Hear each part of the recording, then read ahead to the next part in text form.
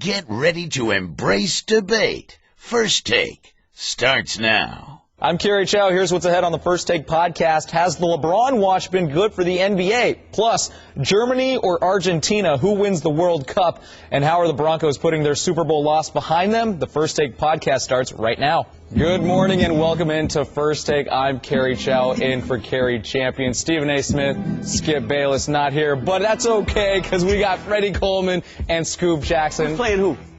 Yeah, you guys tell me. I'm in the Prince of Darkness chair, so I think we know where that's going. Oh, you're Darth Vader, you're Stephen A.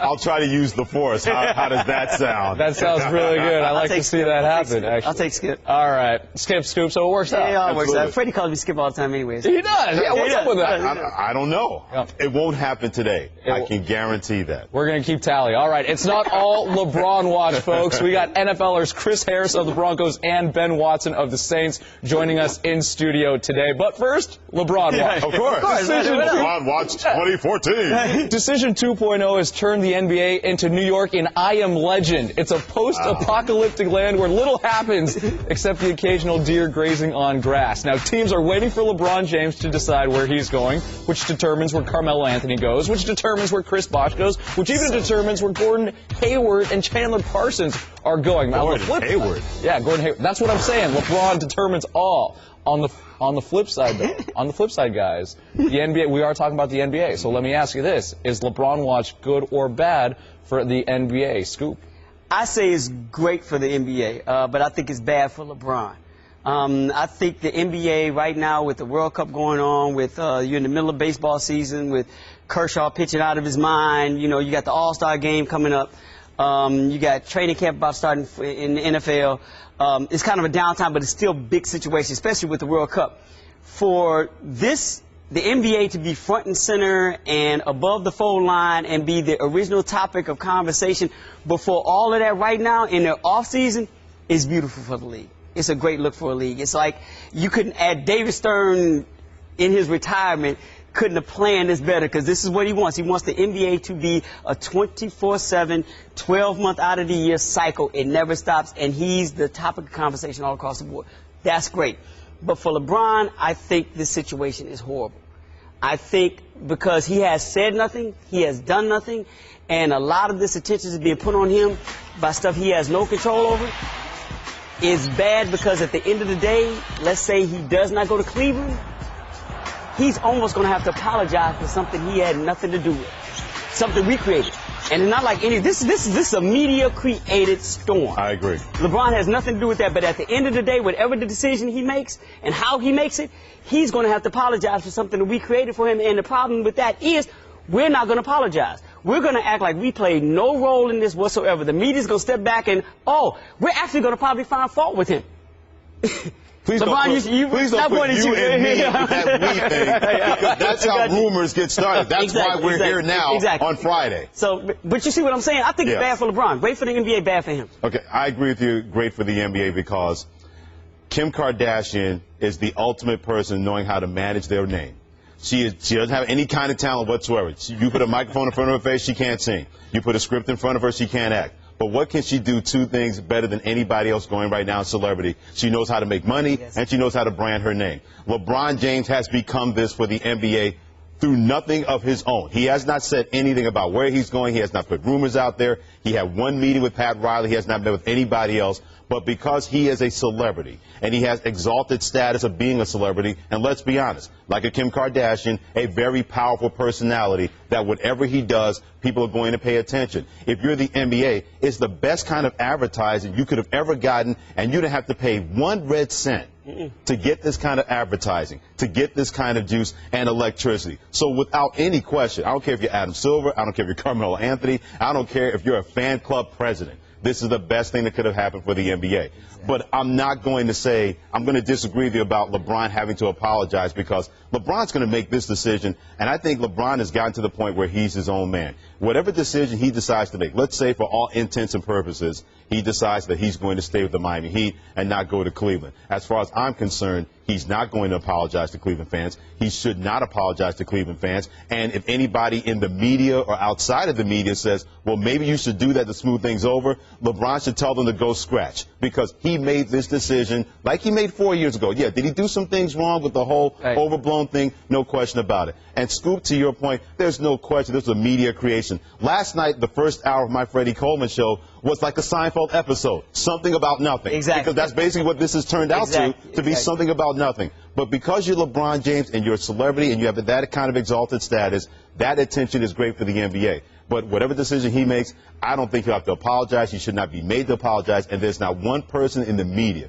that should say or make people believe that LeBron James should apologize for whatever decision he's going to make, especially if he decides to go to Cleveland and not stay in Miami. You know what? I hear you, but I don't think that's the way this works. And you know that's not the way the media works. Well, shame on them. Right, but shame on us. I mean, all of us. I mean, we're all in this business. We have to take ownership of what this business does. And in this particular situation, because of his track record, you know what I'm saying? Because of the decision before, he's going to be put in a bad place that he had no control over. I think the decision is what led him to be so removed from this situation this time around. Like, I'm not going to say anything. For that? I don't blame him for that at all. But when it's all said and done, he's going to some degree, because of us, be painted as the wrong guy, the bad guy in this situation. And there's nothing that he did to earn that title.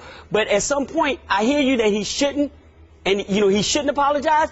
But he's going to feel compelled that he's going to have to, because we're going to put blame on him. If LeBron James allows people outside of his circle, people outside of his being in the media, to feel the need to apologize for doing something or putting himself in a position that, let's be honest, he's completely earned the right to be in this position. If Kobe Bryant was in this position, he would have earned the right to be in this position. You're a grown man.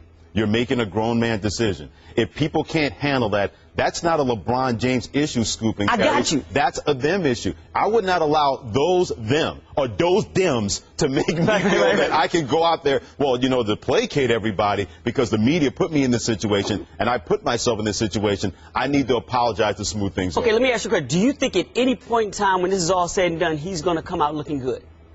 To me, I don't think it matters. No. I know what the narrative's going to be. It's not going to that he's going to look good. I completely agree with you from that standpoint because of other exterior forces outside of LeBron James that are going to have an opinion, that are going to sway people to their opinion. I don't think there's any doubt, no matter what he chooses, Scoop and Carrie, that he's going to be a guy that's going to be looked upon as a bad guy by certain segments. And that's why I say it's bad for him. Because at the end of the day, all this going on, when it's all said and done, he's still going to, I don't know how percentage-wise, larger degree, he's going to come out looking like a bad guy. And that's why I think it's bad for him. Good for the NBA, but bad for him because there's nothing good that's going to come out of here from a public perception standpoint for LeBron James. LeBron James' supporters, we've seen them. They have been bold and loud a lot stronger in the last couple of years because they're sick and tired is sick of people banging on him name one incident that he's been involved in outside of the basketball court in which you said to yourself, boy, that was a major mistake. I don't look at the decision 4 years ago where it was a lot of pomp and circumstance. It was like the decision, dun, dun, dun. I didn't look at that as a bad thing because if anybody had a chance to be in that position and 24 million people watched it, they would have loved the attention. That's the only slip-up, in my opinion, with LeBron James. Yet, no matter what he does, somebody is always going to find fault with it. I don't care if it's a media person. I don't care if it's an average Joe or Josephine.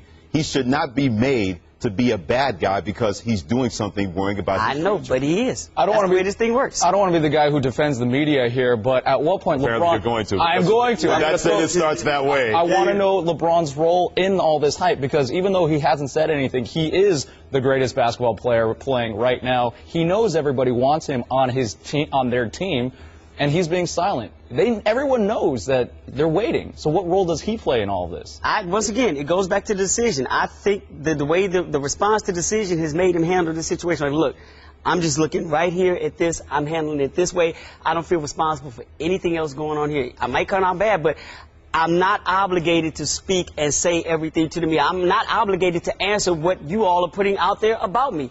So in this particular situation, I don't think he has a role. I don't think he has any ownership on this at all. All he has to do is do what he did. Look, I'm telling you, Pat Riley, I want a max deal. all this conversation about me, Dwayne, and Chris maybe taking a pay cut so you can bring somebody else in because the way we got spanked by the Spurs, that's not happening. Those two are your own problem. Here, I want max money. I'm opting out to get max money. You handle that on your own.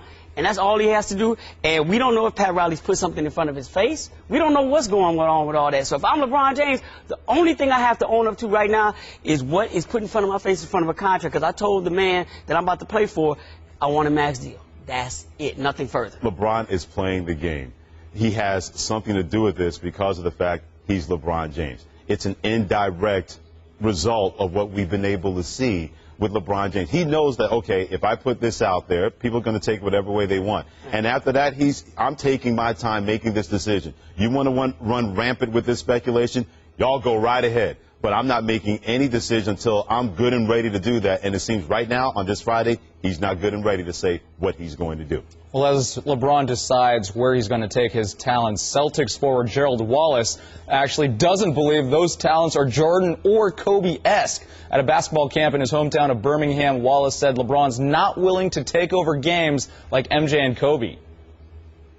I think what separates LeBron from the Kobe and the Michael Jordan right now is that he doesn't have the attitude or the fight that those guys had. For me, he's not willing to take over a game, demand a game, or, just put the game all on his shoulders. And, I would like to see him get to that one day, but right now I don't think he has that, and that's what Michael Jordan and even Kobe has. LeBron's been in the league since 2003, 4 MVPs, 2 titles. At what point should we stop comparing LeBron to MJ? You know you're the man when a basketball cap in Alabama has your name on their lips. You know you are the man when you're LeBron James, that they stuck a microphone in front of Gerald Wallace's face. They didn't ask him anything about his family or the kids of the basketball cap in beautiful Alabama. They wanted to know about LeBron James. Alabama's nice. My dad's from that home state. I love the great people of Alabama, but here's the deal. To me, it doesn't bother me, and I don't think we should stop with the comparisons because that's how people use that as a bridge. They compared Dr. J to Michael Jordan. Now, granted, what LeBron James going through those comparisons now is nowhere near what Michael Jordan had to do with the comparisons with Dr. J because we're in a different time, we're in a different place when it comes to everybody wanting to know about everybody's business or having an opinion to say on it. And believe me, I don't think LeBron James or anybody else connected with him or Michael Jordan are worried about those kind of comparisons. For me, I don't mind that you have somebody like a Michael Jordan or a Dr. J or an Elgin Baylor or an Oscar Robertson as sort of a bookmark in terms of, okay, that's what they did then. This guy is a different animal. Same thing with Magic Johnson when he first got to the league. You really couldn't compare him to anybody because no one had seen that before. A 6'9" point guard that was able to dominate the game, and people wondered if he was going to do that in the NBA, and Lord knows he did it. But LeBron, kids of his age, people of his age, grew up wanting to be the next Michael Jordan. Kobe Bryant wanted to be that guy. He's determined to get a 6th championship to be in the same line. So, no, I don't think we should stop with the comparisons. I don't mind having a Michael Jordan as a bookmark. People will take it anywhere they want. That's fine. But for me, if I'm LeBron James, you're putting me in the same sentence with Kobe Bryant and Michael Jordan. How is that a bad thing if I'm LeBron James? Yeah, I think it's a little bit different with Julius Erving when he was compared because it was about the most exciting player in the game. I think the LeBron situation with Michael is about the greatest of all time, and that's a whole nother conversation, a whole nother dynamic. But I'm on the other page of this, Freddie. I don't think this conversation should have ever started. I'm not getting on the media bashing thing, but once again, this is a media-created conversation because ESPN specifically started this LeBron, Michael Jordan thing, and I always had a problem with this because I was like, when did he just leapfrog over Magic Johnson? When did he all of a sudden go from, like, being, maybe one of the best players we've seen in this generation to just better than Magic and Larry, and he just leapfrogged over too many people and got straight to Michael. Now, to what Gerald Wallace was specifically saying about about LeBron, I think it's not in LeBron's personality to be that player. I agree. And that's why it would never happen. But no one's been a killer like Michael Jordan. That's why I think that comparison's unfair. Right, and Kobe has that. Kobe's personality is off the court. Absolutely. That's the way it is. Michael Jordan. Let's not even go there. Let's go Reggie Miller. His personality is that of a killer. LeBron doesn't have that personality. You know what I'm saying? So to put those comparisons, I think it's almost unfair to LeBron without saying this is not who this person is. It's not about the basketball player, about who he is as a person. That's not in his personality. It's never, ever going to happen for him. That's not the type of player he's going to be. We have to look for other things to make comparisons to greatness, not this. And I think it's almost unfair to him because he's never going to be that person. You can't develop that type of DNA, at 30 years old. with that killer comparison, because many people wondered about that with Magic Johnson.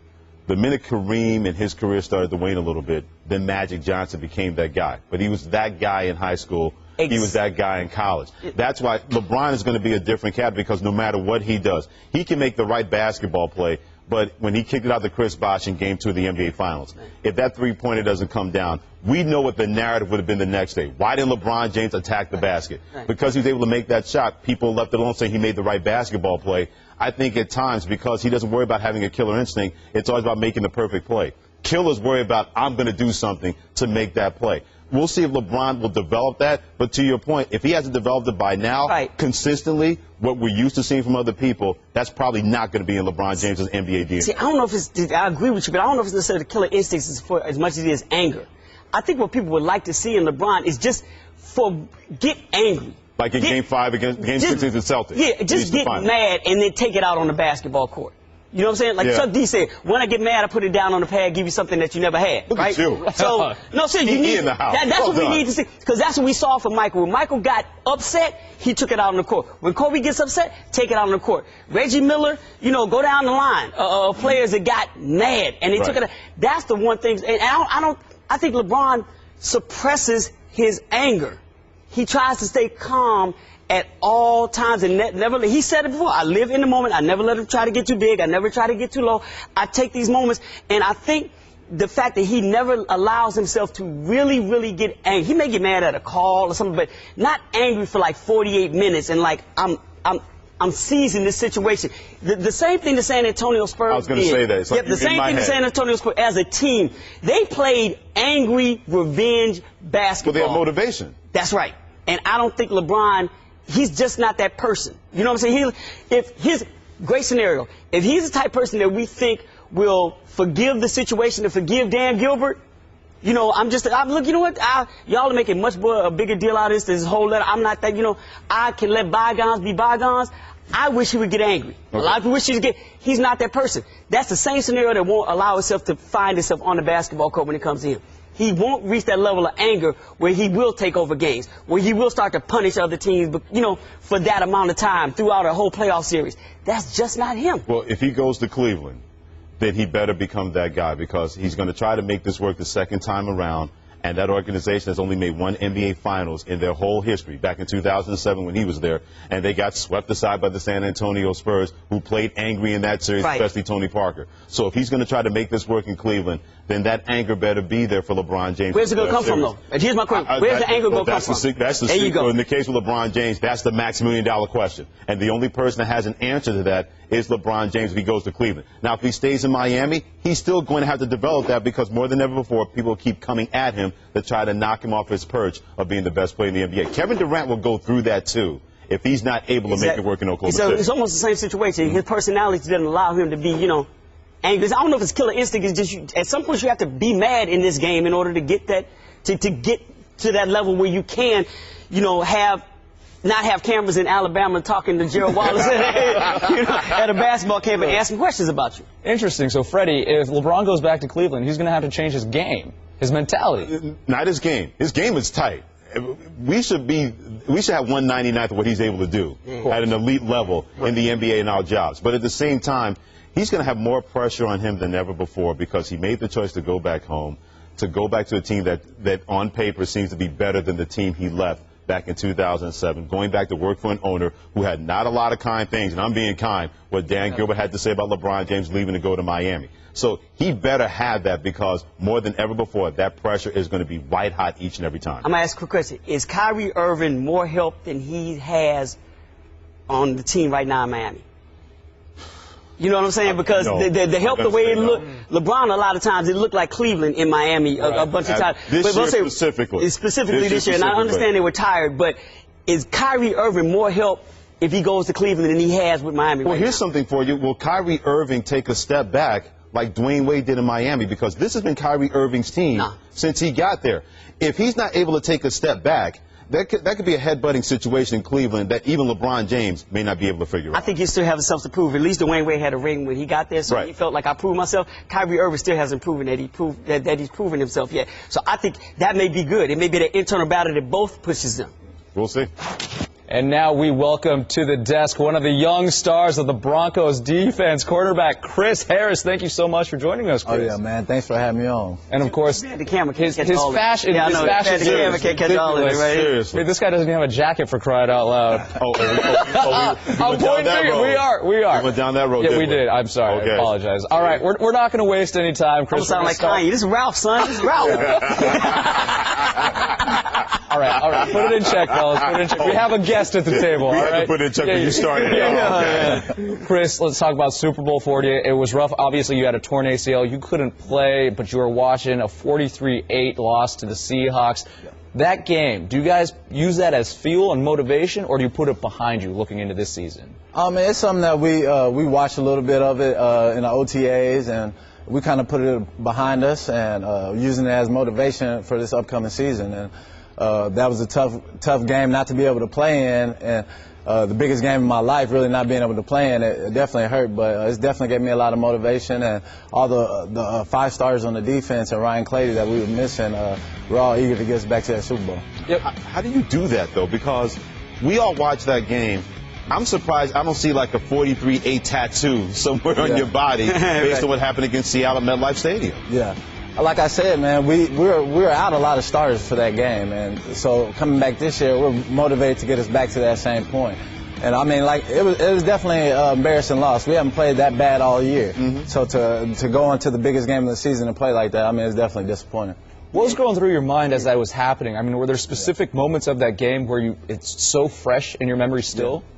I mean, I just remember just watching Seattle's defense, just trying to pick up little tips and stuff of what they were doing, and just seeing their communication. And that's something that since I wasn't being able to play, I was trying to see what I could learn from both teams, really. And watching them, that's their communication that they had is something that I'm going to bring back definitely for our team. As a competitor, do you look at that game and tell yourself, I could have been the difference if I could play?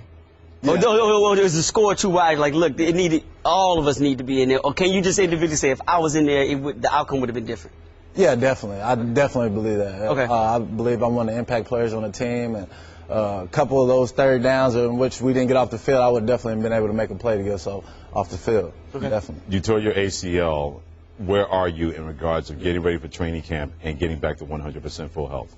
I'm about 85% right now. I'm able to do everything. So I'm already doing all my DB drills, all my cutting, and running full speed. And I feel like right now, physically, I'm a lot faster coming off the knee. And I have to go meet with Dr. Andrews at the end of the month, and we'll see what the plan is going into training camp. Is Chris Harris at 80% still better than most of the corners in the league? I believe so. I think my 80% is better than a lot of corners in the league. Honest answer. I mean, I'm not saying you're giving an honest answer, but how do you get past, or can you get past any apprehension?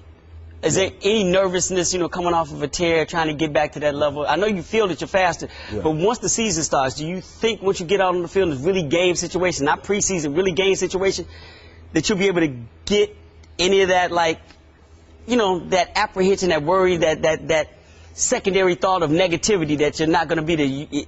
Is it there, or you think you'll be able to get by it? I think I'm already past that. Really? I'm able to already do the same breaks in which I tore my ACL, just a simple comeback. And the injury that I went through really wasn't as bad as people make it seem. Okay. I had a partial tear. It wasn't fully torn. Okay. I could still do all my movements after I tore it, which was crazy. So I don't have any fear. So there's no fear with you, no questions in your mind that you won't ever be the same player again? No, I have no fear, because I put in so much work this offseason, and the Broncos have done a great job of watching over me, keeping me on tack. And the thing about my injury, I didn't have a contact injury. My injury just happened just doing normal. But doesn't that scare you a lot, the most, because you don't know how it happened? You're like, I can't step down, and I've talked to athletes a lot, and they're like, that's the biggest worry for them, is not having that non-contact injury. Like, I don't want to, I keep thinking about taking a step back, and it's natural, but I don't want this to happen again.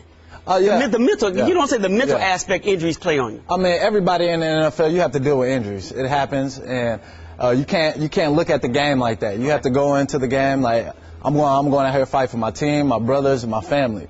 And if some injury happens, then it happens, but you can't go in the game like that. That very first time when you did get back on the field after the injury, what was that like? What was going through your head?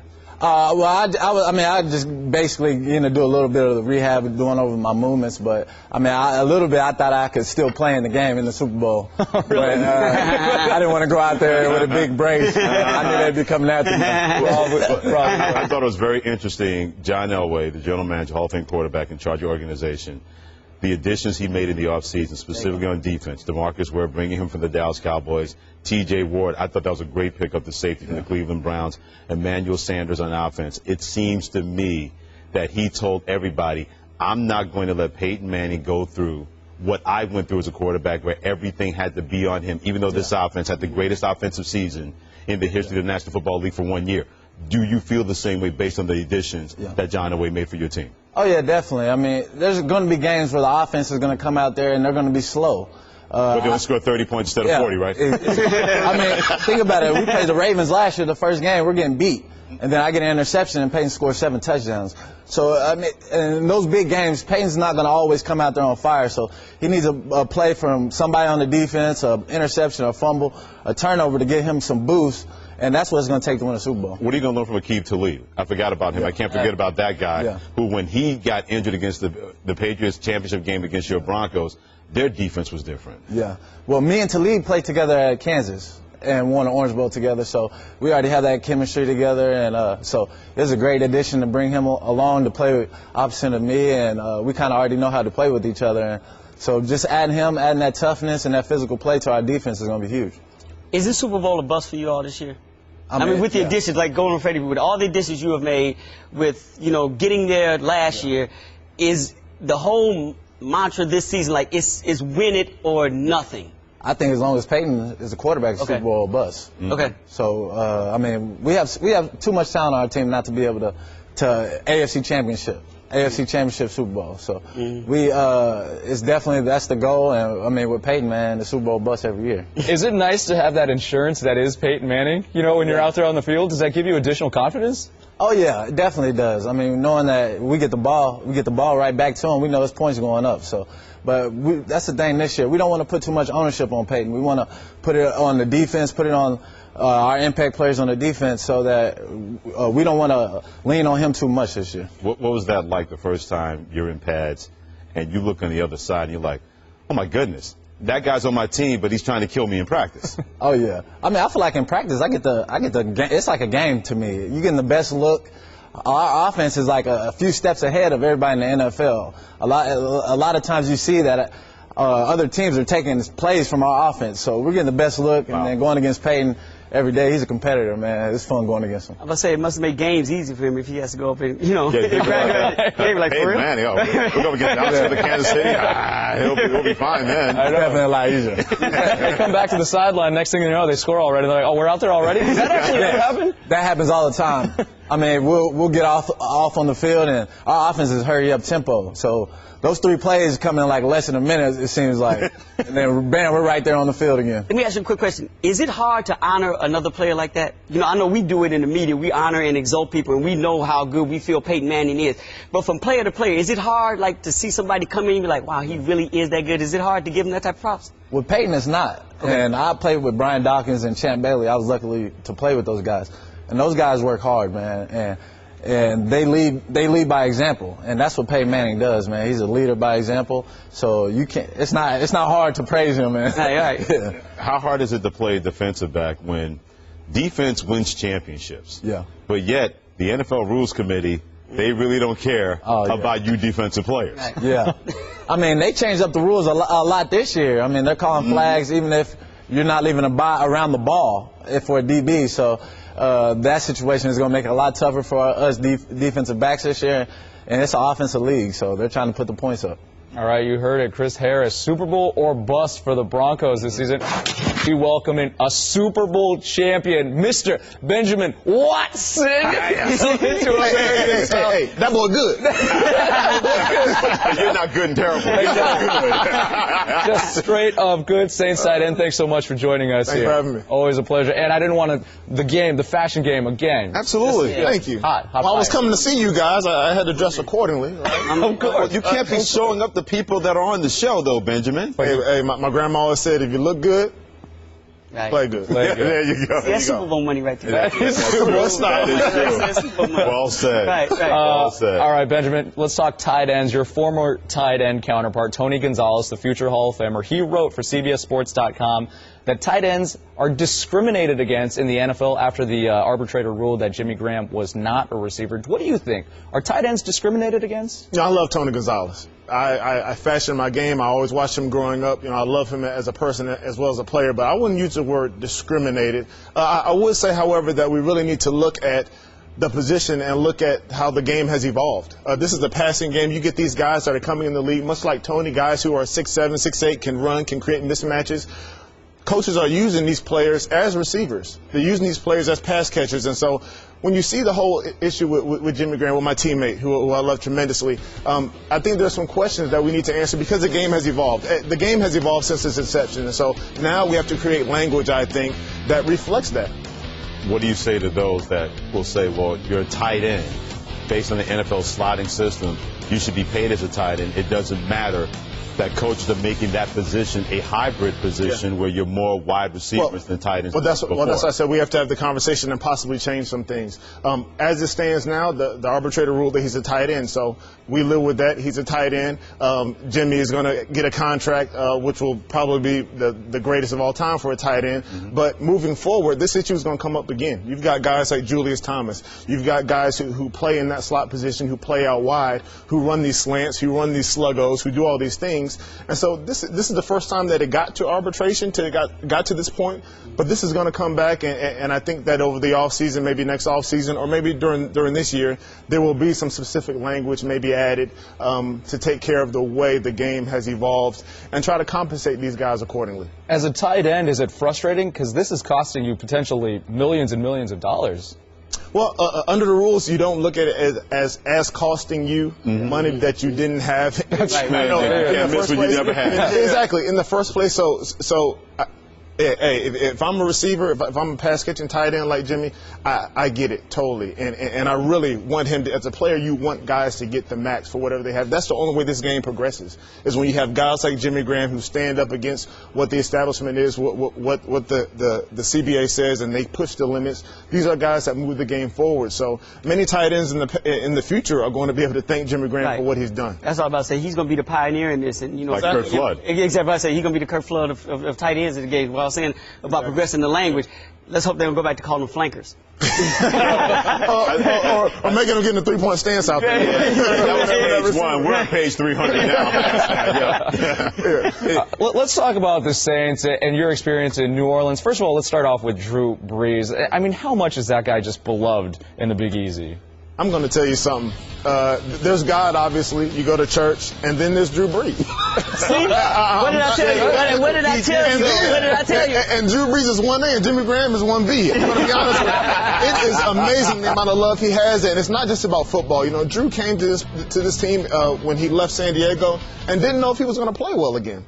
And he came in, won the city championship. He does so much in the community. He's so well liked and so well respected. You know, it's one thing when a guy plays good football and they're respected because of the football they play. It's another thing when a guy can be respected and when people come up to him and say, hey, I want my kids to be like you. I want my kids to be the type of husband you are, the type of father you are, the type of teammate that you are. And that's what Drew Brees is. He still gets that, though. Because, you know, you've all gone through some things after the Super Bowl, but he still gets it. No question. Okay, all right, cool. No question. And I came in late. You know, I just got here last year. Right. Last year, so I'm coming in on the tail end of it. Yeah. And people love him, you know, and it's well deserved. He obviously puts in the work. He plays great football, but again, I think what he does outside of football, the respect that he garners because of the man he is, I think that's why he's been propelled to this status where he is in New Orleans. Yeah, I have roots in New Orleans, and I was trying to tell them. I said, people walk around New Orleans with pictures of him walking on water. Yes, they're serious. It's no joke. The Who Dat Nation is no one to trifle with. They're not. They're the best in the country, I tell you. What is it like in that division where it seems like we have not had a repeat champion? I think the last time we had a repeat champion, Congress was completely in unison, let's put it that way, in the NFC South, because nobody saw the Carolina Panthers winning the NFC South last year, and they were able to beat your team on their home field to win that division championship. I think it's great. I think it's great for us because we don't have to worry about two teams. because we know Carolina's not going to win it, right? The numbers show that Carolina's not going to win it. No matter how much talent they have, there has not been a repeat winner of the division. So we just got to worry about two teams. So I think that's what's exciting about the division, though, honestly. When you come to the NFC South, I've been in the AFC North and the AFC East. When you come to the NFC South, anybody can win. It's anybody's ball game. And like you said, it's about who plays well during that time of the year. We came down late in the year. We had a chance to win it last year. We probably should have won it by all accounts last year. Weren't able to finish some things. Weren't able to get those first downs we needed in Carolina, and they deserved to win it last year. So this year, moving forward, we're looking forward to a great year. What do you all have to do to play better on the road? As a Saints fan, you all seem like two different teams. In the Dome. Yeah. So you're a Saints fan? Yeah. Like I said, I got roots for you all. I got roots for you all. I'm with you, Xavier. There you go. Going to our meeting today had the Saints call. So seriously, what is it going to take? What do you have to do to be the same team or closer to the same team on the road that you all in Dome? It seems simple and cliche, but we've got to win on the road. How though? What's the difference? Winning is contagious, and sometimes you get lucky and win on the road, and you get that confidence. Sometimes it's coming into execution, but we practice and we prepare to win on the road. We practice with noise. We practice in hostile environments. We got on the road this year and did not play very well, but I'll tell you one thing: if we want to win the NFC South, if we want to move on to the goals that we have for the year, you have to win on the road. You've got to win at home. But every great team wins on the road. So the big thing is to get that first win on the road, and then it grows, and you have the confidence to move on to the Does it become a mental block? But I share your frustration. Yeah. It becomes a mental block if you continue to lose. Right. Which we continued to lose on the road last year, and I wouldn't say that it was a mental block. We played some really good teams on the road and just fell short, and that happens. But to win on the road, you must come into a hostile environment. You must be able to focus on what you have to do, and sometimes, honestly, you gotta get a little bit lucky and win that first game, and then all of a sudden you're a great road team. Because you got something to draw on once you won that game. Exactly, and you have the expectations. Road wins in the NFL do not come easily. They don't come easy. There are times in the NFL where you are in a road game and it's tough and the score is tied or you might be down by 3 points. That's how it goes. And so when you get on the road, you've got to be able to get over that little hump. And once you do it, all of a sudden you're a great road team. Benjamin Watson, a very well-rounded sports individual here. So the big news. To take our job. The big. I'm just saying. But the benefit. There's enough room for everybody. Oh yeah, that's the person looking at anybody else in the room. Those are the people that say that. No, the person that says that who's auditioning. I'm still playing. I got games to win. That's true. I'm just practicing. Here we go. It's never too early. We're not talking about taking a job. We're not taking a job. We're talking about practice. We're talking about individual watching. Practice. All right, exactly. Let's talk about some LeBron Watch. LeBron Watch has basically made the NBA into a standstill. Everybody's waiting on what LeBron's going to do. Is there anybody in the NFL who could kind of create that same situation? Any player? I can't think of one because the NFL is such a team sport. Basketball, you can get you can get 3. When I was in Boston and with the Celtics and they got Kevin Garnett and they had Ray Allen, Paul Pierce. Absolutely. You can get 3 and you're guaranteed a couple championships. Same thing in Miami. You get 3 guys, you're guaranteed a championship. But football, it takes more than that. Football, you've got to have 22 guys, and those 22 guys have got to be able to work together.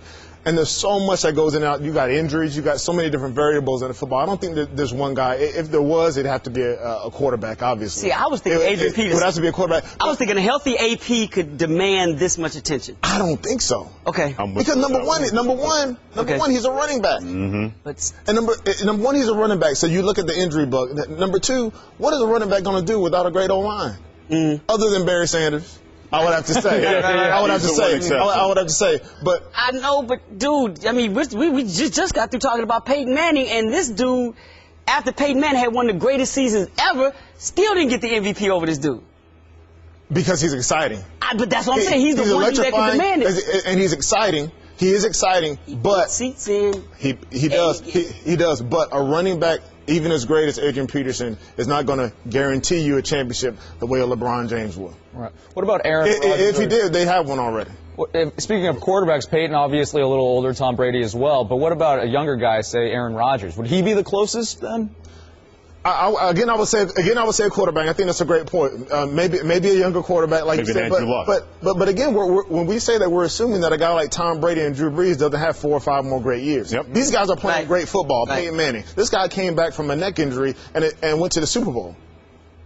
So age is just, as they say, it's just a number when you're able to perform the way these guys are performing. So I wouldn't be so quick to say that Aaron Rodgers would have the more LBJ effect over a Tom Brady or Drew Brees, because they're all in the class by themselves. What do you think about LeBron James really holding up everything in the NBA and free agency? Because nothing is going to happen until he decides where he's going to go.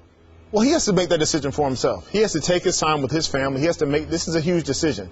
Sometimes we look at it flippantly and say, well, he's the greatest player, so why don't he just choose so everybody else can do? And I know we're on a hold here at ESPN, circling around, trying to wait and see what's going to happen so we can get on with what we want to do. But this is a life decision for LeBron James and for his family. So whether he goes back to Miami, and hey, I was in Cleveland when he left Cleveland. I was there. What was that like? It was like a bomb. It was like a bomb went off. You should have heard the conversations in the barbershop. People were literally hurt the way he came on and the way that he left. You know, I think most people now understand that, hey, he was a free agent. He has a right to decide where to work, just like anybody else. But I think it was maybe the way he did it on TV. And Cleveland is a city that loves their sports figures. They are a very hardworking city, and they deserve great things. So hopefully, my vote is that he goes back there.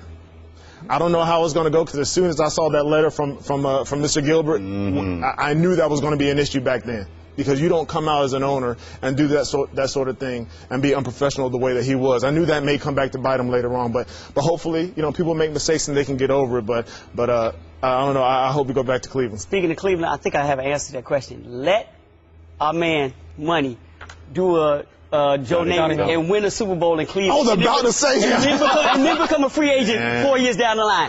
He could be that one player. Say a quarterback. Say somebody that's young. I'm mad at you. I'm just saying. He's the one player that could hold up. If he does a Joe Namath and wins the Super Bowl in Cleveland, and then his contract is up, he could have the NFL on hold. That's a big if. Am I right? You're right. Well, I was gonna say him coming out of college was something like that. The circus that surrounded him coming out of college because of his talent was almost like what we're seeing with LeBron James now. Obviously, he wasn't holding everybody up, but you may have a point there. Let him win one. You may have a point there, my New Orleans Saints, brother.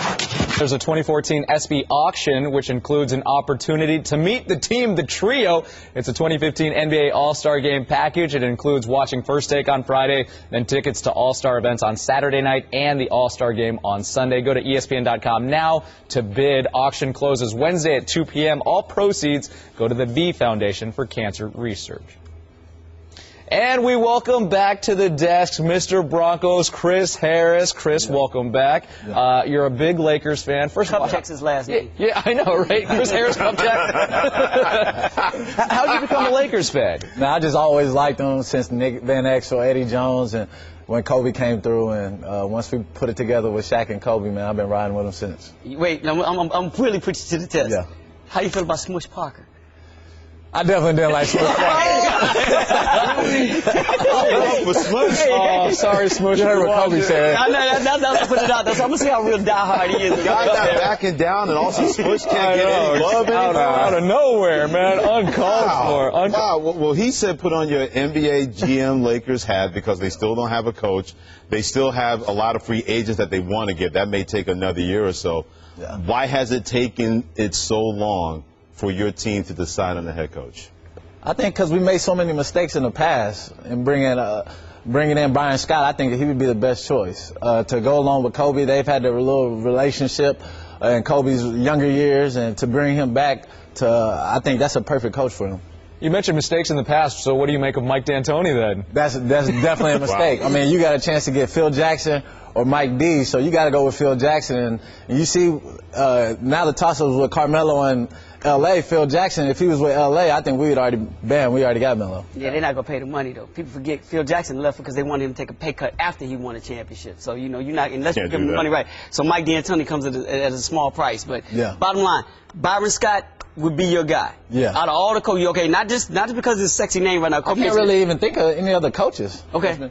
You can't think of that. That's it. Byron Scott's your guy. Byron Scott is he's the only coach I see that's best fit for Kobe right now. Okay. Coach K? Why don't you throw some? I mean, Coach K ain't leaving. He ain't leaving Duke. No. For the Olympic team, yes. Yeah. For the Lakers, no. Nah, he won't leave for that. How far away are the Lakers in your opinion? Yeah. Because to me, they had the ability to attract free agents still. This was the most profitable franchise in the NBA last year. Yeah. And, Chris, they didn't even make the playoffs. So how far away are they from getting back to where you're used to seeing your Lakers being? Man, it's sad, man. It's sad, but they're pretty far, man. Oh, yeah? Yeah, they're pretty far. And I think if we get Melo, that's just going to put us right back in the contender.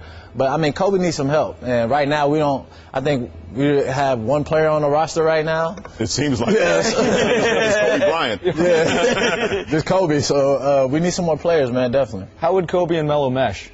I think they mesh good. They played together a lot in the USA teams, and just that right there, I mean, I think that'll be huge, having that chemistry right there. Of course, they're going to have to play a lot more defense, but to be able to have another guy carry the load with Kobe, I mean, he hadn't had that since Shaq, really. So I think to be able to have that help, I think that'll help him out. If you're a general manager of the Lakers, what's more important to you, getting a team that can produce and get to the playoffs and compete, or reclaiming the city back from the Clippers?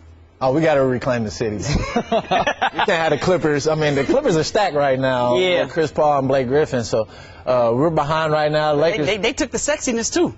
Nah, they ain't take the sexiness. Oh, they take. They did. Come on. You can never take the sexiness from L.A. from the Lakers. See, I'm a Knicks fan.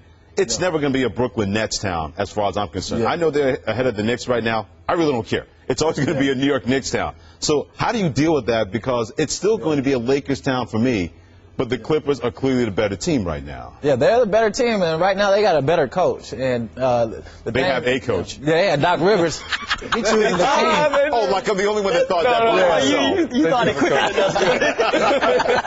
quick. So having Doc Rivers, I mean, he's picking the players that he wants, and having that, I'm saying if we had Phil Jackson for that part with the Lakers, I think we'd be right there in the mix for contending versus Spurs, definitely. How much faith, how much confidence do you have in the new ownership? You know, now that Jim Buss is there and not Jerry Buss, obviously the Phil Jackson situation. I mean, how much confidence do you have? Right now, I don't have too much confidence in Mr. Jim Buss, just because of the past troubles that we've been going through and not being able to make the playoffs. And I mean, we got how many more years we got with Kobe? Two. We got 2 more years with Kobe, so we need to be hearing some stuff now going on. And he said it. He said if he doesn't come through the next 2 or 3 years, he's going to step down. So he got to get some players in right now. Are you dissatisfied with the way they've handled things? You mentioned that, like, you know, not just handling this, but handling the coaching situation. The Mike Brown situation, in 5 games into the season, he's gone. They're not being able to pull Phil Jackson in. You know, the Mike D'Antoni thing going wrong. How dissatisfied are you as a fan in how it's being handled, and what do you think needs to be done to change that? Definitely dissatisfied. I thought the thing that needed to be changed is different guy running the team, really. Having Phil running, but I like Mitch Kupchak. Yeah, Kupchak. I like him. He's done a great job in the past of getting players like how he stole Gasol. I don't know how he got them from the Grizzlies. So being able to, because Kobe threatened to leave if he didn't get some help. That's how he got in Chicago now. Exactly. The Mike Brown situation. You fire Mike Brown after 5 games and pick up Mike D. I think if you fire Mike Brown after 5 games, you got to get somebody like Phil or somebody that's a coach that's won in this league. Do you think they ever put out that type of money? The young Busses now, you know, because I think old man Buss would have put out the money. You would have been like, this is important. You know, I need to get somebody of a Phil Jackson caliber if I'm not going to have him. Do you think the young ownership now, you know, the new ownership of the Lakers are going to put out that type of money to get that type of coach? They should. I mean, but do you think they will? That's a tough question right there. I mean, I was reading the other day that the Lakers still were the most profitable basketball team in the NBA. So we're still making the money even though we ain't going to the playoffs, so we might as well spend the money. How concerned are you that the Lakers are going to squander these last couple great years that Kobe has left? That's what I'm worried about. We need some players. If Melo doesn't come, I would like to see them go pick up Trevor Ariza. Bring him back. Yeah, bring him back with Kobe, a guy that you know that he's played in L.A. and succeeded in L.A. So hopefully if Melo doesn't come, we get him. And I kind of like the point guard from the Kings, Isaiah Thomas. Yeah. Yep. But you never know. He went 20-6 last year. That was his average. But the Kings, it didn't result to wins. So we got questions about him. Do you think the Lakers will keep Paul Gasol? That's a tough question right now. Gasol, he has a lot of teams that want him, and if I'm Gasol, man, I might have to leave. I might have to go if LeBron. It really depends on where LeBron and Melo go, because Gasol, he might try to go to the Heat because I've seen the Heat want him. So if I'm Gasol, the Lakers done tried to trade him like five times. You got to have like a no trade clause or something if I go back to the Lakers. Yeah. Where do you think LeBron is going to go? You brought him up. I really think LeBron will stay in Miami, but I don't think he wants to stay there for 4 years or 5 years. I think he really wants to go back for 2 or 3. D-Wade probably has about 2 or 3 great years in him. So I think that would probably be the best fit for him. But in the long run, if he goes and wins the championship for Cleveland, I mean, I think that's bigger than winning any championship in Miami. I agree. I'm going to throw this out there just as GM because this is what I believe. I really believe at the end of the day, I think Kevin Love is going to wind up in the Laker uniform. I don't think it's going to happen this year. I think it's going to happen next year. Will you be comfortable with that if you don't get Carmelo?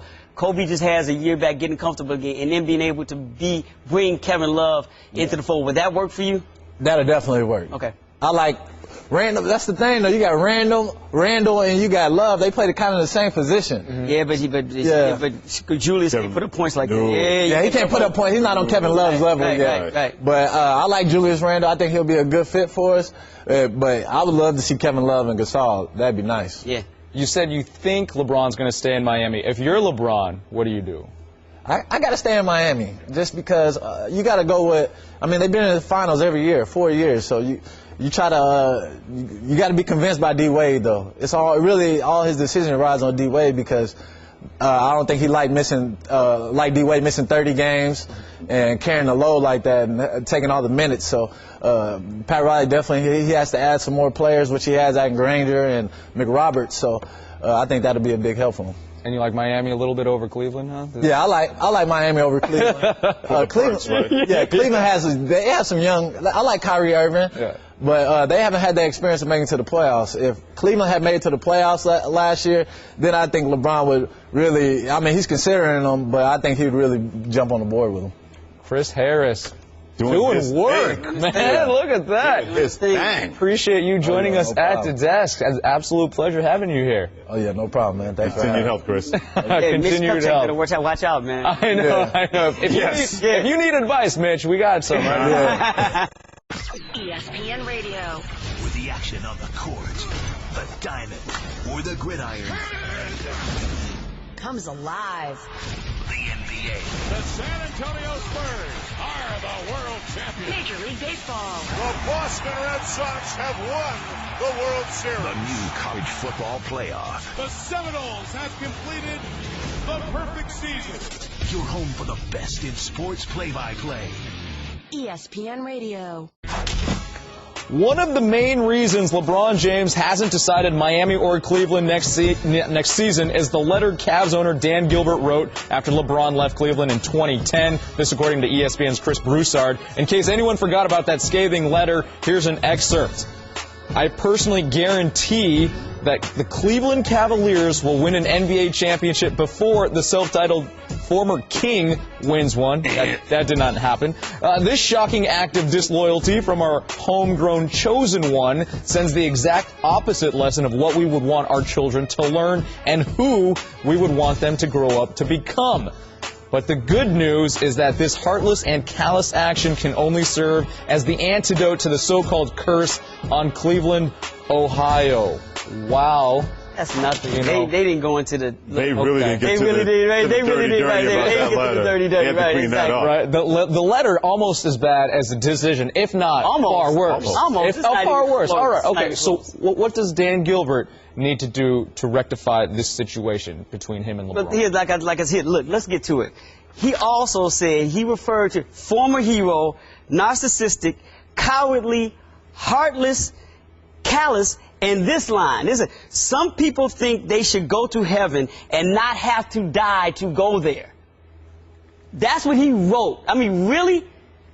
Come on, man. I understand everybody can forgive everybody, but to me, in order for any of this LeBron to happen to go back there, there has to be an apology on the same level of public discourse that this letter was. You know, and I'm amazed that people would think that he would think about or even consider going back to Cleveland or is flirting with going back to Cleveland without even having a conversation with Dan Gilbert. You know what I'm saying? I would at least have, and I'm not saying Dan Gilbert for him to apologize to me, because, you know, LeBron is culpable for some of this too, because he triggered this reaction. So, but I couldn't go back to that with this letter still being out there, and this letter being public. He didn't give it directly to LeBron. He put it out there for us, publicly. And to think about going back without having a face-to-face and us talking about that, that's hard for me to understand. Why is LeBron culpable? Because, like I said, I think, out of a courtesy. Okay. Not that he had to tell Dan Gilbert. Once he didn't sign the contract extension that they put out to him, and everybody knew he was going to be a free agent, it's off the book. You're no longer, quote-unquote, an employee of this franchise. He wasn't an employee. He really doesn't. He didn't even have to give a 2-week notice. He already, I'm gone. I'm going to test the market. I think out of courtesy, Dan Gilbert would have liked to, because of, I guess, the relationship that they did have. And I was thinking that they probably had a relationship because this letter was so personal. Right. You know what I'm saying? That he felt slighted as, quote-unquote, a friend.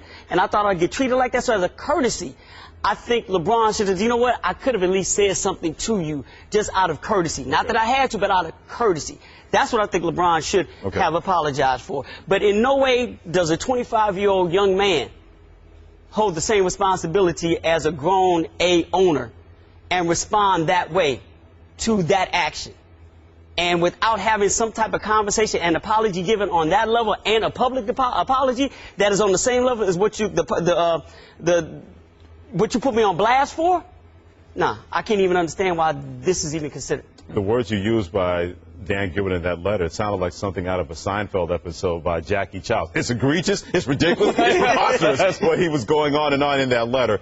I'm with you in terms of an apology has to happen, but it better not come from LeBron James as far as I'm concerned. Exactly. He does not have to apologize to the city of Cleveland. He does not have to apologize to anybody in Akron, Ohio, his hometown. He's just a kid from Akron, which is on the front page of his website. He does not have to apologize to Dan Gilbert, because for anybody that is supposed to be representing a basketball team, but to me, more importantly, you're representing the NBA. You're supposed to have more common sense than that. And I get it. Sense you ain't were common. hurt. Oh, that's true. If it was common, everybody would know a lot better. No question about it, to your point. But if you're Dan Gilbert and you're running a basketball team and you're supposed to, like you said earlier, to be the adult in the room compared to everybody else. I understand as a fan you were hurt by what LeBron James did, because you knew the best chance for you to win a championship and make a lot more money flew out the door to go to Miami. Believe me, if I'm in that situation, I would have had those kind of emotions too. But you can't make them for public consumption and then, oh, it's okay because I'm a fan of the Cleveland Cavaliers. Well, that's not going to fly, because now the one guy that left, now you want this guy to come back.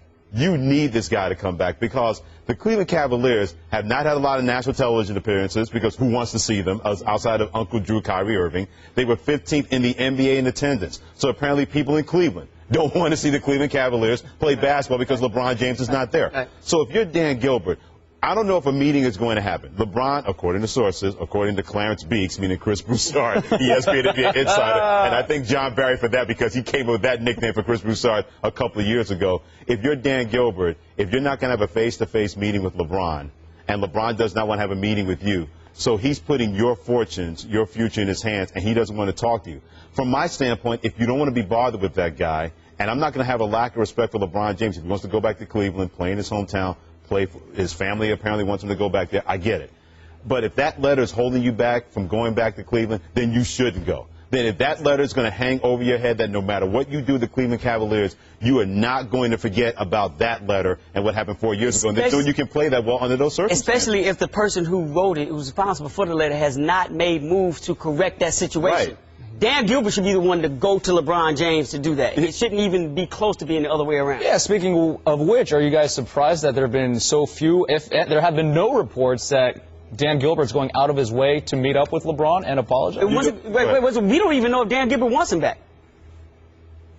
I think. No, it's a thought. He hasn't publicly said anything. Well, he'd be a fool not to want him back. But still, what I'm saying is that we don't know for sure. We don't know for Freddie, you made a great point the other day. I wish you'd make it again about the length of that letter staying on their page. For 4 years. Right. They took it down on Monday. So that leads us to believe that he probably might feel the same way. Well, you know what I'm saying? Well, he said that, well, I didn't know the letter was still up there. Really? Come on. How do you not know a letter that you wrote, that you put on the Cavaliers website, is not still up there. You're the owner of the team. If you wanted that letter down, you'd have taken it down. I find it very not of a coincidence that that letter came down the minute he started to make moves to bring LeBron back. And that's to my point. We still don't know how Dan Gilbert feels. I said it yesterday on this show. Dan Gilbert, in my mind, still feels the same way about LeBron James as he did when he wrote that letter. He hasn't said anything publicly to make me change my mind on where I think he stands and feels on this. So the fact that, like you said, he may not be flying to go get LeBron. What efforts has he made to make us think that he's willing to apologize and willing to bury this hatchet or help get LeBron past this situation? He hasn't done anything. So what are we drawing on this? I think the only way he would even think about an apology if there's a Cleveland Cavaliers jersey on the back of LeBron James again. Then he might, you know how people use those words? I'm contrite. I really didn't want this to happen. All of a sudden, people are real funny when they realize they got power of church and state once again, because he knows if LeBron James comes back to Cleveland, he's going to have power of church and state in the NBA, whether they win the championship or not. Are we being very naive in having this conversation and thinking that an owner would reduce himself to apologize to a player? I don't think Dan Gilbert is going to apologize. I don't think so either. Right. I personally think so. Right. I think Dan Gilbert will say, hey, we're glad to have LeBron back. We're glad he's back in our city. Our native son has come back home to Cleveland and have all the hand claps and everything. And I guarantee you, if the day is 24 hours, I'll be stunned if there's an apology coming out of the mouth of Dan Gilbert to LeBron James. I'll be stunned. Right. That's the owner-employee dynamic that is almost impossible to break. I don't see it happening either. Right. Okay. If it does happen, if he makes a public apology, like dogs and cats will unite all over the world. Okay. Seriously. Seriously. If that happened, is that enough? Is that enough? I think it would have to happen before LeBron makes a decision. Yeah. That he would have to have somebody hand him a phone in Brazil for the World Cup championship on Sunday, 1 o'clock Eastern time on ABC, Germany versus Argentina. That's what I'm shilling for the company. Nice. I'll be watching, so everybody else. That would have to happen at a certain point. You would think today or tomorrow, because we don't know how close LeBron is to deciding what he's going to do. That letter could be hanging over that decision, whatever that is. We're in decision 2.0.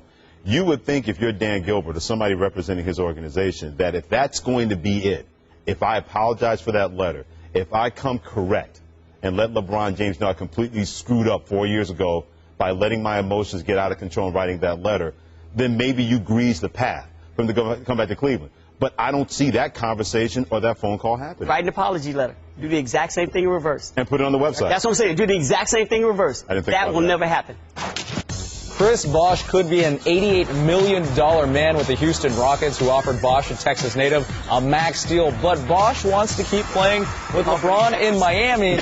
So should Bosh tie his fortunes? Hey, fellas, pay attention here. Should Bosh tie his fortunes to LeBron? Freddie?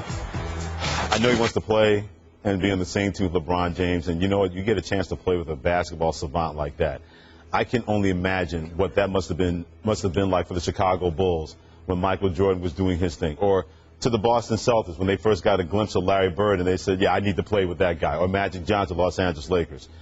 But $22 million per year, and there's no state income tax in Texas, and that's your home state? Yeah. You know what? I understand why he went to Ghana and said, deuces, LeBron. I'll wait till you make a decision, and I'll do what I want after that. But I wouldn't waste, I'm not saying wasting this time. That's a bad analogy, a bad description.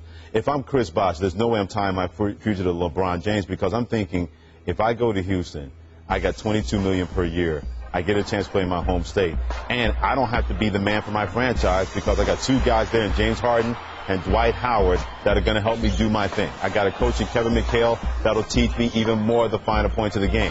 Hakeem Olajuwon is a consultant for the Houston Rockets. I'll have his expertise to rely on. And believe me, no matter what they do with Jeremy Lin, looks like they're going to try to trade him to Philadelphia and get from underneath that poison pill contract of $15 million per year that they're going to have to pay him. Patrick Beverly is a beast as a defensive player. There's some pieces there. So, yeah, it would be great to stay with LeBron James and have more of a chance to win championships with Miami, because the Eastern Conference is not even nearly as strong as the Western Conference.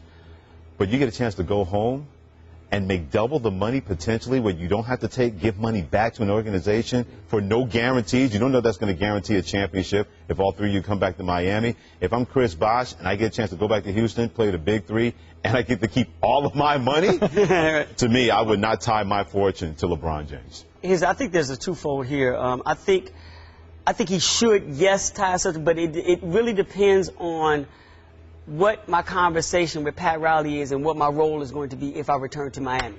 If I'm Chris Bosh, I can't reduce myself to keep playing the third wheel in the situation. I said this yesterday, I feel like I'm dumping on Dwayne Wade, but Dwayne Wade, he can't be the number 2 option.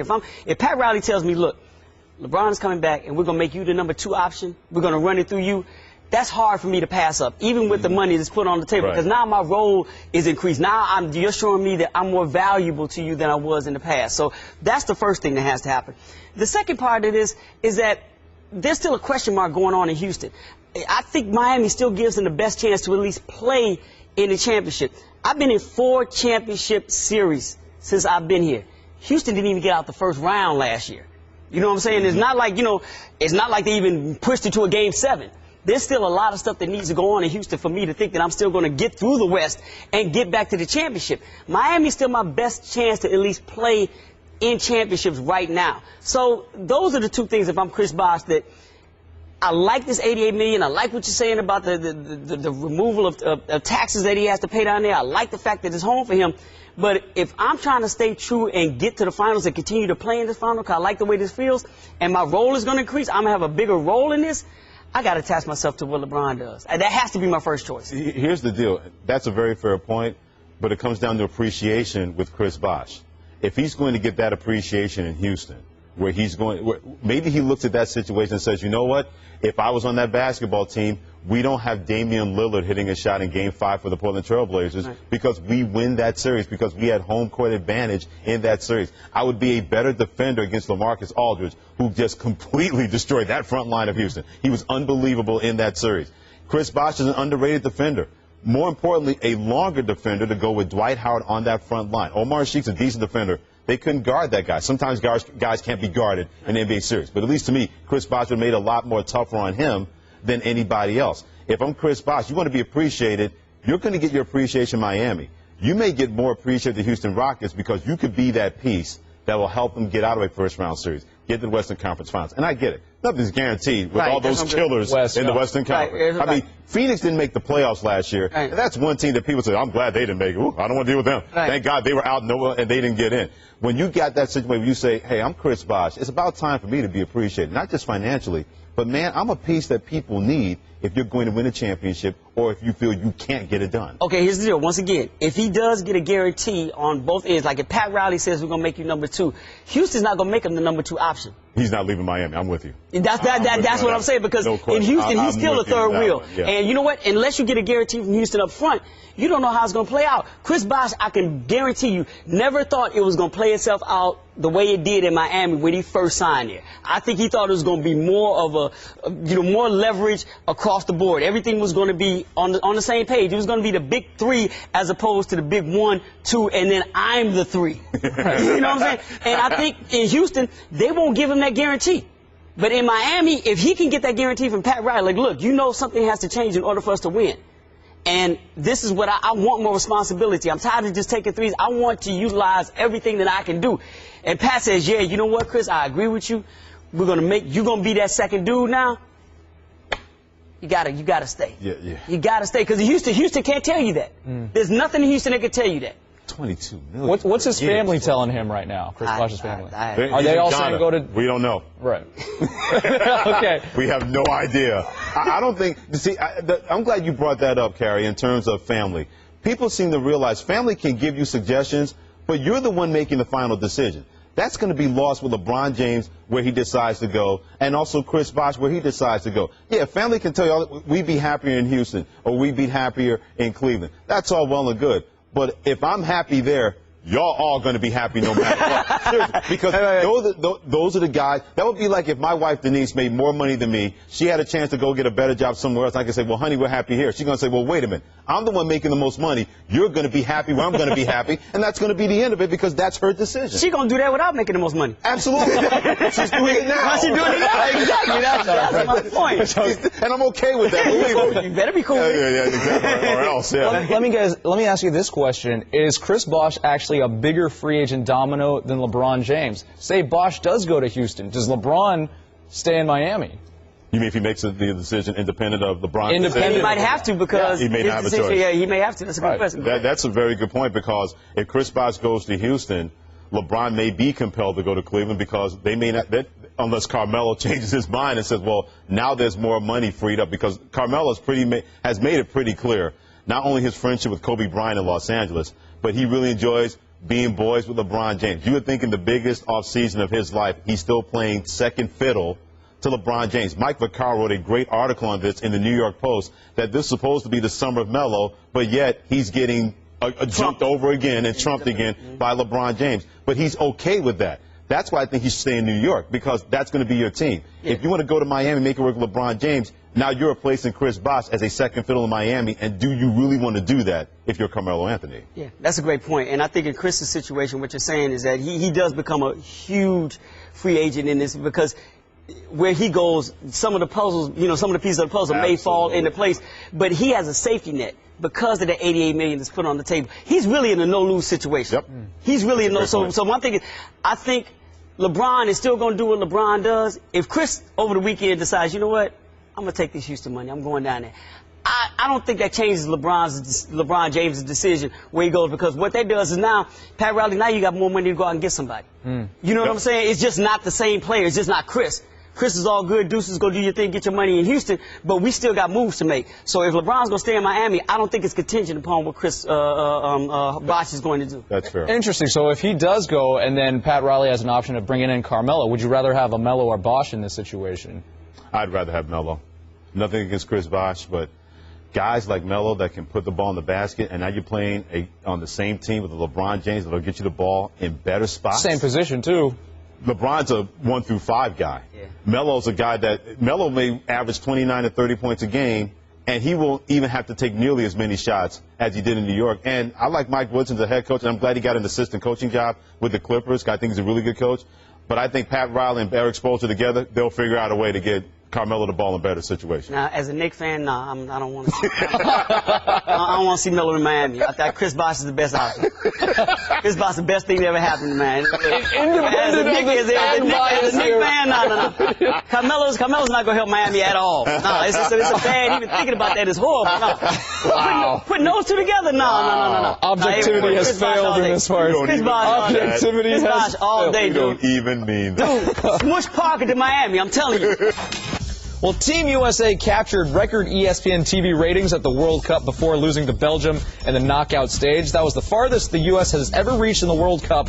Actually, the farthest the U.S. has ever reached in the World Cup, and this is the semifinals in 1930. But let's talk about this, guys. Hypothetical, if the 4 major sports in America were gone tomorrow and soccer was the #1 sport, how long would it take for the USA to be favored to win the Cup? No 4 major sports. No NFL. Came up with that question? That's our 8 seconds before we got to that point. Guess who's not coming back to the show? All right. So there it is. Shout out to Kevin. Kevin Reeder. No NFL, no NBA, no MLB, no NHL. How long would it take for the U.S. to start dominating soccer? Scoop.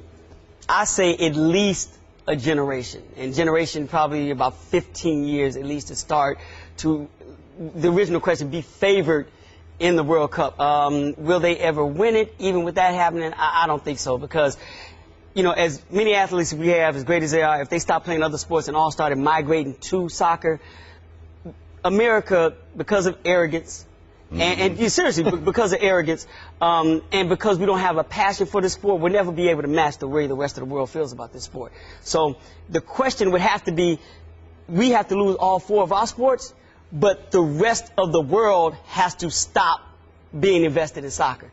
It's too much room for us to catch up. They feel too strongly about that because once they see America is trying to get on board and build this dream team, the rest of the world is going to be, oh, okay.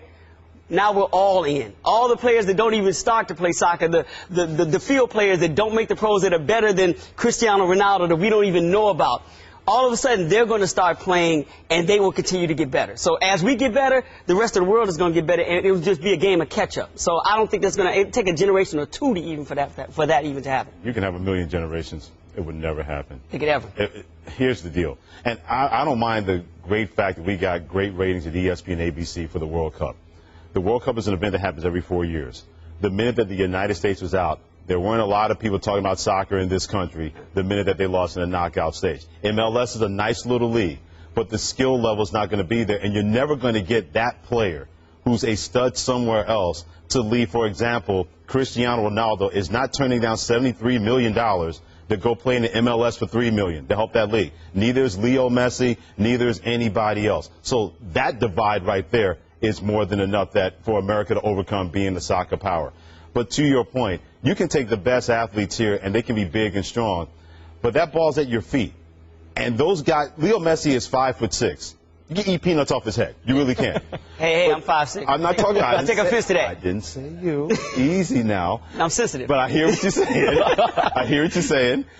But Leo Messi is a genius with the ball. You can't tell me that, okay, we're going to take our biggest and best, and we're going to train them, and they're going to be a genius with the ball. That guy's a once-in-a-lifetime player. Same thing like Pele was. Even David Beckham, what he was able to do in transforming soccer, and he couldn't pull it off in MLS. Pele couldn't pull it off with the North American Soccer League in the 70s because he was at the end of his career. The New York Cosmos back then, they were like the New York Yankees. Yeah. Of the North American Soccer League. They not just, when Pele was gone, they had Georgia Canaglia, they had Franz Beckenbauer, they had Carlos Alberto, they had Bogacevic, they had lightning knockout guys. And the NASL died a horrible death before the 80s were over. Mm-hmm. So you can't tell me that, okay, if we have the best American athletes and we put them on a soccer pitch, we're going to be favored in the World Cup in 8 to 10 years. That's never going to happen because the world game continues to expand, and it's not just about athletic ability when you put it out there on the soccer pitch. It has to be here. It has to be here. It has to be a live or die moment. Yes, right, because that's the way it is the rest of the world. In other countries, it's live or die. Right, but I think we're underestimating the fact that there is no NBA, no NFL. So that passion will come because what else? It's different when you come from poor circumstances. Yeah. It really, really is. Yeah. Imagine, say, LeBron James is in goal. Deshaun Jackson is a striker. It's so fast. Mike Trout, he looks like the Hulk, you know, from the Brazil. Come on, you telling me these athletes, if all they're doing is groomed on soccer? I get it, but you're dealing with hundreds of years of DNA, with soccer being in other countries' DNA. You get what I'm saying? This is what they live and breathe. You know, and I don't know if we can play catch up. You know, I'm leaning towards Freddie, but I don't know if we can play catch up with that. To me, soccer would have to be meaningless across the world in order for us to catch up. Absolutely. Everybody have to start the same point. Yeah, it would have to be like, maybe. You know, in blowouts, you know, it's not just one team playing bad, it's the other team playing well. Yeah. This would have to stop globally, and then we'd have to be the only ones doing it in order to play catch up. The money is not motivation enough. There are no professional leagues here in this scenario. But the money's getting paid over there, too. They're getting paid over there, too. They're getting paid lots of... Leo Messi made $65 million last year. Every NBA player wishes they could make some FIFA money. Right. They wish they could make club money. They wish they could make some Man U money.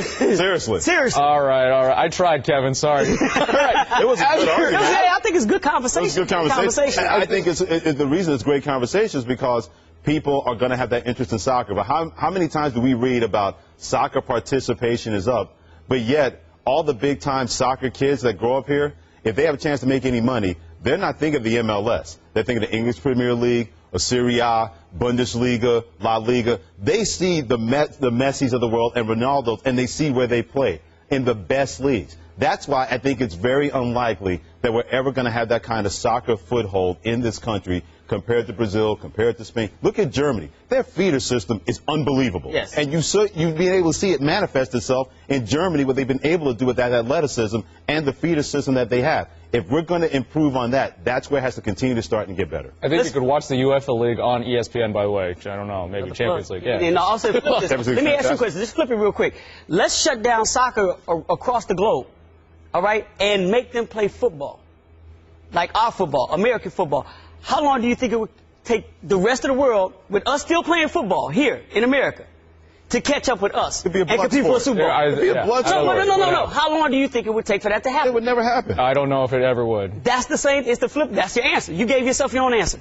Whatever, guys. After demolishing host Brazil 7-1 in the World Cup semifinal, Germany enters the final as favorites over Lionel Messi and Argentina. But who wins the final come Sunday, guys? Germany or Argentina? Messi is fantastic. He's one of my favorite athletes. He is just gifted with what he's able to do. The dependency. But that one man against the machine of Germany, I mean, Muller is outstanding. Klose has been terrific. Yeah. Their defense has improved so much. People worried about that with Germany, not so much their goalkeeper, but could their back line step up? They've been able to do that. They're not going to score 7 goals. That's an anomaly. Those things don't happen. That was more Brazil. Absolutely. Brazil flat out quit when they got to 3-0 because they knew. When they got to 2, they basically said, man, we're going to need to be in the witness relocation program based on what happened against Germany. I think that machine and their precision, and they have not won a World Cup in more than a minute, that is too strong. I think Germany wins it 3-1 over Argentina. See, I just after watching Argentina play the way they have and the way they've been stifling other teams, you know, their defense has been unbelievable. That's a really good point. And Sergio Romero in goal has been spectacular. I don't know if I don't think there's going to carry over against Germany. I think the Netherlands were, to me, the best team in the World Cup, and even though Argentina to beat them, I don't think you can do the same thing against Germany and not have Messi have an impact in the game. Absolutely. And I don't think Romero's going to have the same type of effect in goal.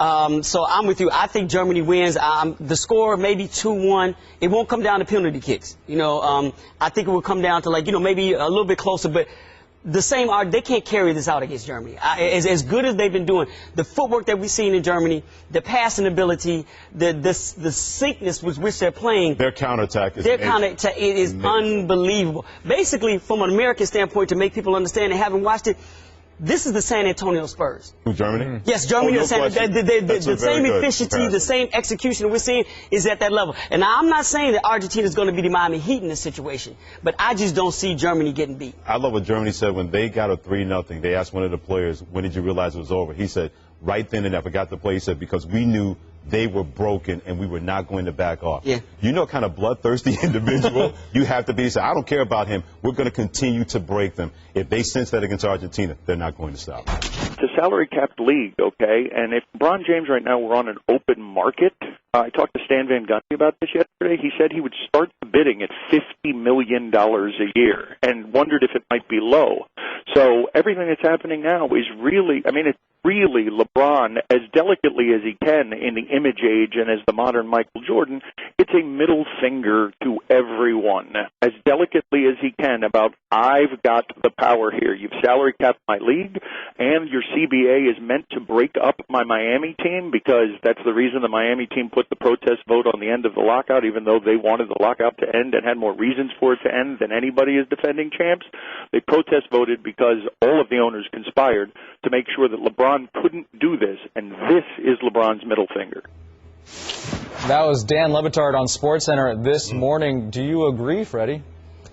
Oh, if the bidding, open market bidding? Yeah. The NBA should really be happy they have a salary cap. Yeah. Because owners would be seduced by that, and that bidding, that may be too low, the bidding for LeBron James at $50 million. Because if you know that's the one guy that will make everybody better, and you can put other guys around it that don't have to be a superstar and save money that way, it would be anarchy for owners in the NBA if they never had a salary cap in the NBA. Yeah, I think that part of it is true also. I think the middle finger part is also true. I kind of agree with that. I think in a small, subtle way, you know, I'm going to show you all who has the power in this situation. So I think Dan was, you know, pretty on point with that also. We were saying earlier, you know, if there was no salary cap in this league, you know, LeBron would probably be making fever money. See, he would be getting the money that, you know, soccer players are getting for playing for Real Madrid or Man U or Barcelona. Or it's ridiculous. So yeah, $50 million is easy because of what you make on the back end, and it has nothing to do with. It has something to do with what he does on the basketball court. But it's the light that travels this guy. You know, the eyes that come on here. Just right now, we spent 50% of the last 2 hours speaking about a guy who has not made one comment. So if you could pay that guy a salary and know this type of attention is always going to follow him, $50 million is easy. Where are we going to be come Monday? I mean, is he going to have made a decision by this time? We'll be right where we are today. We won't be here. Yeah, we won't. Different people having the same conversation. In Los Angeles. They're the same conversation. And he's under no strain or stress to do this, because LeBron James, wherever he goes, he's going to make it work. That's his mentality as far as I'm concerned. If I go to Cleveland, I'm going to make it work. I made it work there the first time, even though we did not win a championship. I went down to Miami. I got a chance to hang out and play with my boys. Pat Riley put enough pieces around me. We went to 4 NBA finals. Believe me, he's going to take off, go to Brazil. I don't think he's going to say anything, although my producer, Rob Kelly, on my show last night. He said it would have been great if LeBron James gets to the airport right before he leaves Brazil and has a sign saying, Miami or Cleveland, see you after Rio, and go through and the doors close, the plane just takes off. He'd be the best, like, no press conference ever if he did something like that. And we would have a field day on it. Oh, my He'd be God. the most vilified athlete since Muhammad Ali back in the day. They would hate him if he did that. But, you know, once again, he's not obligated to do anything, and that's fine. But this whole notion that he's the piece to how the entire free agency is going to fall into place, I don't know if that's the middle finger he's putting up, but we need to really let that go. And Monday, that will be the difference on Monday. If we talk about what Monday is, that will be the difference. Because some people, I'm not going to put any names out there, but there are some contracts that have been put out there that you need to make a decision before Monday. Right. So there will be some things in place. Now, the LeBron conversation Monday, I think, will be the same. But the other conversation that may involve Chandler Parsons, that may involve Chris Bosh, you know, and other players that have deals on the table, that will be a different conversation on Monday. We have less than a minute left here, but what's this all doing for LeBron's ego? I said it yesterday. It's to helium. It's got to be helium. It's got to be helium. And at the same time, he's got to be, I told y'all I was going to be a global icon. I told y'all. I told y'all. He's the one guy that can do that, and he's doing it. And you know what? If I was in that position, I'd be doing that too. Man, it's like the Pixar movie Up. You just float away. Absolutely. Absolutely. No question. And you know what? The NBA has allowed that to happen. Adam Silver's a players commissioner. We've allowed that to happen. And we've allowed that to happen in the media. Believe me, the players are not going back through that door the other way. They're not doing it. It's a players' league, and that's how it's going to stay in the NBA. I'm Kerry Chow. Thanks for listening to the podcast. Catch First Take at 10 a.m. Eastern, 7 Pacific on ESPN2.